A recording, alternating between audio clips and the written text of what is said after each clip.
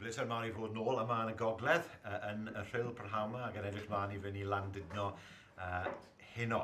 Dwi'n bleser i fod yma heddi gyda Ann Jones, aelod cynulliad dros Dyffryn Clwyd. It's great to be back here in the north today, here in Rhyl with Ann Jones, the Assembly member, and looking forward to going to Llandudno a little bit later this afternoon to conference.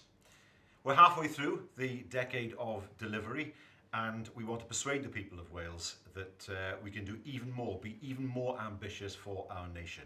We've delivered on the 5 pledges that we made in 2011, and we've kept our promises in our manifesto. We can say to the people of Wales, you vote Welsh Labour, you get what it says on the tin. What we promise we'll do, we'll do. We know it's going to be tough with an election coming in May, but we also know that we have the right policies, the right people, and the determination to make sure that once again we have a Welsh Labour government for the next 5 years delivering for the people of Wales.